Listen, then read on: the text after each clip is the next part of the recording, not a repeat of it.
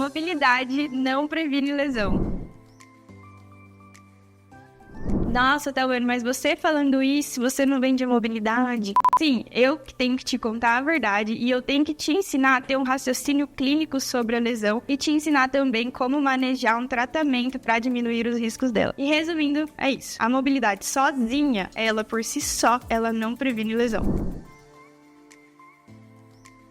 Então, para falar sobre a prevenção de lesão, primeiramente a gente tem que saber o que é lesão, tá? Eu vou deixar 2 definições aqui, mas resumindo, a lesão ela é um dano físico que pode limitar algumas funções do seu dia a dia, como trabalhar, treinar ou competir em qualquer outra forma.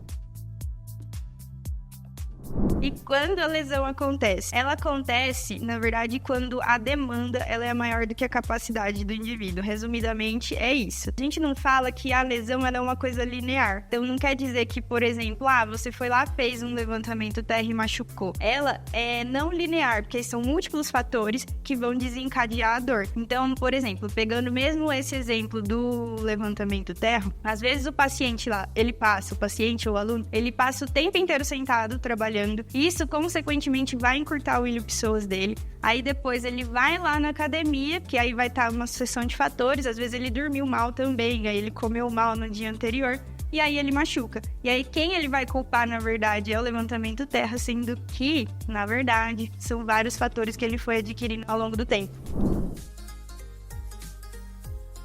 Então, como eu disse, a lesão, ela acontece quando a sua demanda, ela é maior do que a capacidade do corpo do indivíduo, né? E aí, o que quer dizer a capacidade e a demanda? A capacidade é a habilidade que o nosso corpo tem de transmitir e absorver a energia que ele recebe de forma igual para o corpo. Então, vou dar um exemplo. Vamos supor que você vai fazer um agachamento. O que a gente espera quando você vai fazer um agachamento é que você tenha uma boa mobilidade de tornozelo, uma boa mobilidade de quadril, que você tenha uma força ali no glúteo médio também para ele estabilizar o seu quadril, que você tenha um bom alongamento de adutores para o seu joelho não entrar. Porque aí quando você vai fazer esse agachamento, que aí você tá recebendo essa força externa, aí o seu corpo ele vai transmitir de forma todas iguais para o seu corpo. Agora, se você tem falha em algum desses, por exemplo, eu não tenho a mobilidade de tornozelo, aí você vai ficar na ponta do pé quando você for fazer o agachamento, aí fora que desequilíbrio que você pode cair, tudo isso também pode compensar para outros lugares, que aí pode compensar para lombar, pode compensar para o joelho ou até mesmo para o quadril. E a demanda, ela tá relacionada à quantidade de estresse que o nosso corpo recebe. Então, como eu dei o exemplo do agachamento, a capacidade é a mobilidade, a força que você tem, e aí a demanda é, por exemplo, a carga, o movimento que você tem que fazer ali, é o estresse que ele tá dando pro seu corpo, que o seu corpo tem que aguentar.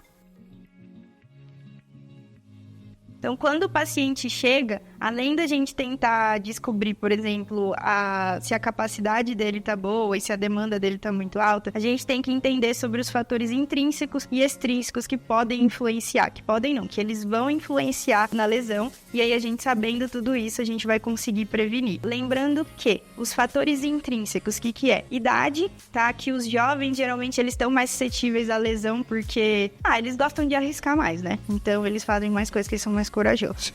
Depois que a gente fica velho, a gente fica mais com medo. Tem também o gênero, que aí os homens, eles estão mais suscetíveis à lesão, porque até a taxa de mortalidade de homem é mais alta, porque eles se envolvem mais em briga, mais com bebida, eles acabam se cuidando menos do que a mulher, né? Até porque quando vai marcar médico, se a mulher não marca, o homem não marca. E outra coisa também é a composição corporal, tá? Então o sobrepeso ele também vai influenciar. Tem também a anatomia, que aí são questões mais específicas que a gente não consegue alterar, como por exemplo, pode ter algumas deformidades de quadril, que aí isso vem lá de nascença, ou também às vezes um fêmur maior que o outro e tudo mais. E a nutrição inadequada, não adianta nada, por exemplo, você passa os exercícios de mobilidade para o paciente fazer, ele faz todo dia, faz as 20 que ele tá acostumado, só que ele continua tendo uma dieta inflamatória. Então tem que ser tudo um conjunto. A nutrição também, ela é muito importante. Tem o nível de habilidade, que aí tem a ver com a fadiga, e também tem a tolerância ou a capacidade do tecido, que isso tem mais a ver com as nossas experiências prévias. Por exemplo, se você pegar um atleta, ele tá mais acostumado ali a viver na dor. Então ele tem uma tolerância maior do tecido, ele já tá acostumado. Que aí, às vezes, a gente pega um paciente X e pega um atleta, o paciente X, eles têm a mesma dor, só que o atleta, ele vai conseguir aguentar, suportar mais essa dor do que esse paciente X. E aí, fora isso, a gente ainda tem o estresse, a ansiedade, a força, a mobilidade e a estabilidade. Sendo que os fatores intrínsecos, eles têm mais a ver com a demanda, né? Que é o que a gente recebe de estresse no nosso corpo. E o que está muito ligado aos fatores extrínsecos e ao grande número de lesões é o quê? Aumento de carga, aumento de volume, aumento de intensidade de treino, aumento de velocidade, fora alguns outros fatores como o ambiente, às vezes um equipamento ruim, ou a gente também gosta de dar o exemplo que eu vejo muito em futebol, que aí são coisas inesperadas. Por exemplo, você tá correndo, tromba e gira e machuca. Então, eu vou dar um exemplo aqui só para vocês entenderem melhor toda essa relação que eu falei dos fatores extrínsecos e intrínsecos. Então, vamos supor que é o que eu mais vejo que acontece com o paciente. Você decidiu correr, e aí você nunca correu na sua vida. E aí você começa a correr. O que acontece mais ou menos, né, com o paciente? Ele começa a correr. Hoje ele corre 1 quilômetro, ele viu que deu bom. Amanhã ele vai e corre 2, no outro dia ele corre 3, aí semana ele já quer correr 5, na outra ele tá correndo 7, ele tá correndo 10. Com isso, ele tá aumentando, a intensidade do treino dele tá muito mais alta do que ele tava acostumado. E aí o seu corpo, na verdade, que nem a gente fala que o seu pulmão, o seu coração, ele vai responder muito mais rápido do que o seu corpo. Então o que vai começar a acontecer? Você vai começar a ter muita dor. Aí você vai começar a machucar, que aí são os mais comuns da corrida que a gente vê. As primeiras que começam canelite, aí depois passa por uma fascite plantar, que aí depois vem na dor na lombar, porque às vezes a pessoa corre meio do jeito errado, né? Apesar que não tem um jeito certo de correr. Mas aí você tem que respeitar todos os limites do seu corpo. E você sabendo de tudo isso, você consegue prevenir. Então, quando o paciente chega, o aluno, falando que ele começou a fazer uma atividade física, você tem que mostrar para ele tudo o que pode acontecer para ele conseguir prevenir aquilo, porque aí ele sabendo, ele mesmo vai ter essa consciência de tentar fazer direitinho e aí ele não se machucar. Então, gente, sabendo de tudo isso que pode gerar lesão, né, que tem o risco de lesão, aí você vai conseguir manejar um tratamento para o seu paciente ou seu aluno, mesmo ele se expondo aos treinos. Tá? Porque a intenção é o quê? Quando você cuida de um atleta, é que você mantenha ele em performance, mesmo com ele treinando, tá? Eu gosto de falar, às vezes, até que trabalhar com atleta é tipo você trocar o pneu do carro com o carro andando. Então, é isso que você tem que fazer. Por isso que a gente gosta de trabalhar com prevenção de lesão, e aí você tem que saber tudo que tá em volta da lesão. Por isso, quando eu falo que a mobilidade, ela não previne lesão, eu quero dizer que ela sozinha não previne a lesão. Porque aí a gente precisa dos fatores intrínsecos e também precisa dos fatores extrínsecos. Fora isso, né, que a gente já conversou sobre os fatores intrínsecos e extrínsecos, a gente também pode trabalhar em cima da especificidade do esporte de cada um. Então, por exemplo, um paciente que começou a fazer CrossFit, que é muito comum acontecer, às vezes ele nunca treinou também, aí ele começa a ir uma vez na semana, depois ele faz 2, ele começa a viciar, de repente ele tá indo todas as vezes na semana. Esse aumento de intensidade de treino talvez pode ser um risco, né? Quer dizer, talvez não, pode ser um risco para ele lesionar. E outra coisa que eu vejo também que acontece, eu falo isso porque eu faço CrossFit, que eu vejo que acontece é todo mundo pular etapa, que é você não deixar o seu corpo preparado. Então, vamos supor que você quer fazer uma barra, só que você quer fazer um bar muscle up, que é aquele movimento que você sobe em cima da barra. Só que você não consegue nem fazer uma barra na força, um pull-up normal. E aí você já vai ficar treinando outro e você tá pulando etapa de força, porque seu corpo ainda não tá preparado para aquilo. E aí a sua demanda vai ser muito maior do que a sua capacidade. E aí você vai acabar machucando. Fora essas questões, tem algumas especificidades, por exemplo, no CrossFit mesmo.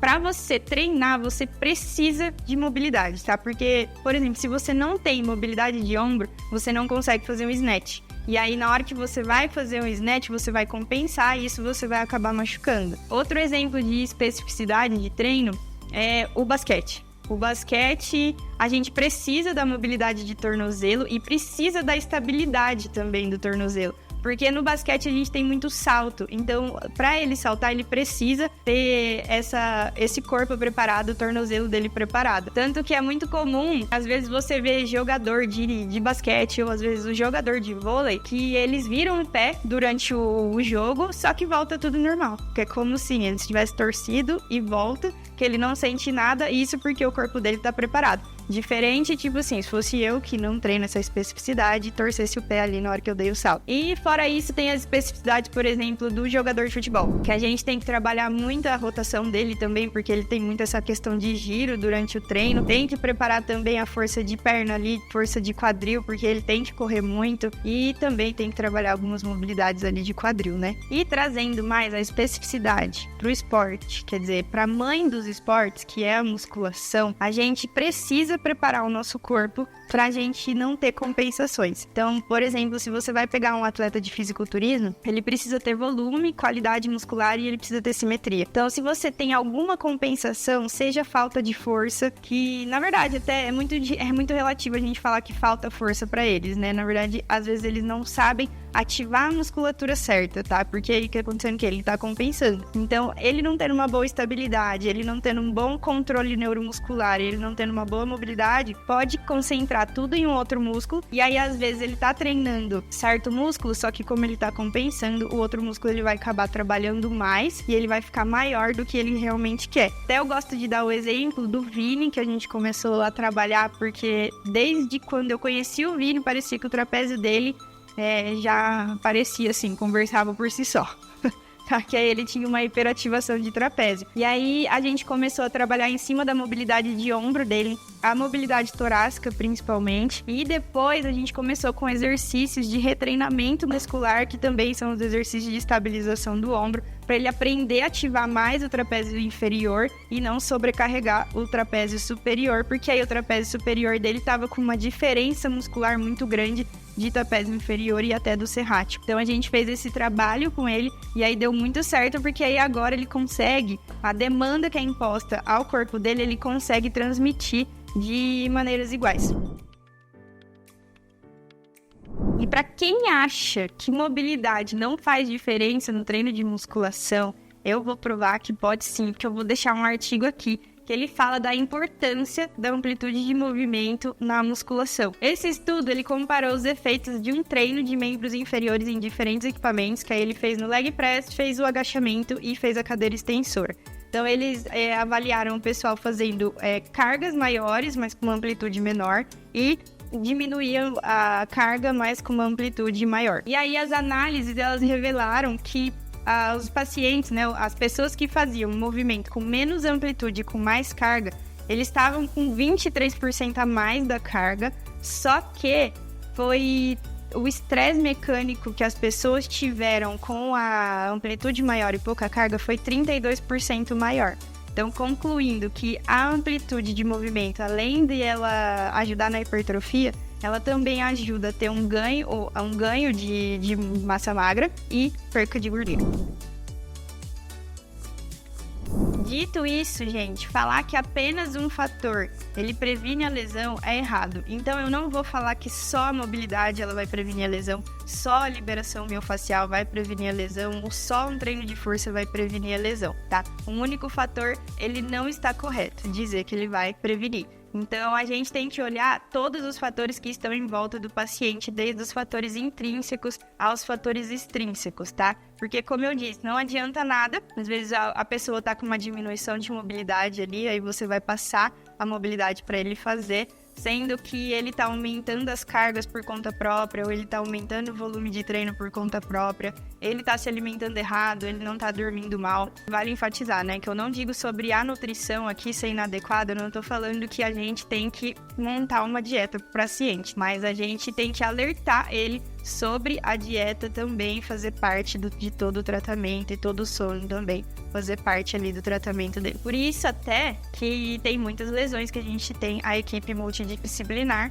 para o tratamento ser bem mais efetivo, tá? Mas pensando na prevenção de lesão, você sabendo todos os fatores intrínsecos e extrínsecos, aí você consegue manejar um tratamento para o paciente ali, mesmo ele treinando, para que ele continue treinando e tenha um sucesso a longo prazo.